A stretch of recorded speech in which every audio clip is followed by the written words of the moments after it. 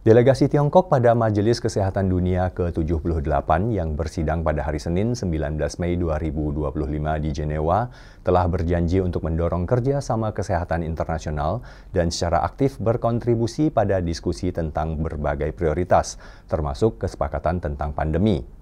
Majelis Kesehatan Dunia adalah badan pembuat keputusan WHO, dihadiri oleh delegasi dari seluruh 194 negara anggota WHO. Pertemuan itu mempertemukan perwakilan negara tingkat tinggi dan pemangku kepentingan lainnya untuk mengatasi tantangan kesehatan global. Delegasi Tiongkok yang dipimpin oleh Lai Haichao, Kepala Komisi Kesehatan Nasional Tiongkok, memperkenalkan keterlibatan mereka dalam pertemuan itu dalam jumpa pers pada hari Sabtu 17 Mei 2025 lalu di Jenewa. Lai memberi pengarahan tentang tugas-tugas utama dan pencapaian Tiongkok dalam beberapa tahun terakhir sejak Cetak Biru Tiongkok Sehat 2030 diluncurkan pada tahun 2016 untuk mencapai target kesehatan yang selaras dengan tujuan pembangunan berkelanjutan Perserikatan Bangsa-Bangsa. Ia mengatakan Tiongkok secara aktif mengadvokasi dan mempraktikkan 3 inisiatif utama pembangunan global, keamanan dan peradaban, dan terlibat secara mendalam dalam tata kelola kesehatan global, menyumbangkan kebijaksanaan dan kekuatan Tiongkok untuk mendorong pembangunan komunitas kesehatan global untuk semua.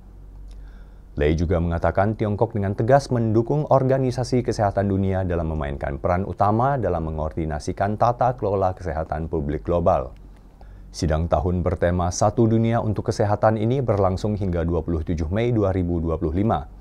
Sidang itu akan membahas sekitar 75 pokok bahasan dan sub-pokok bahasan yang mencakup topik-topik termasuk kesiapsiagaan dan respon darurat kesehatan, pendanaan dan penganggaran, reformasi tata kelola Organisasi Kesehatan Dunia, dan berbagai masalah kesehatan global yang mendesak lainnya. Sorotan utama akan menjadi pertimbangan untuk mengadopsi Perjanjian Pandemi, sebuah dokumen yang menguraikan cara mengatasi pandemi di masa mendatang dengan lebih baik, dengan cara yang lebih terorganisasi dan adil, yang digambarkan oleh Direktur Jenderal WHO Tedros Adhanom Ghebreyesus sebagai benar-benar bersejarah. Draft terakhir perjanjian tersebut dirilis bulan lalu setelah 3 tahun perundingan di antara negara-negara anggota WHO. BBC melaporkan bahwa elemen-elemen penting yang tercantum di dalamnya adalah pembagian data yang cepat tentang penyakit baru, alokasi sumber daya medis ke WHO jika terjadi wabah di masa mendatang, dan transfer teknologi kesehatan ke negara-negara miskin.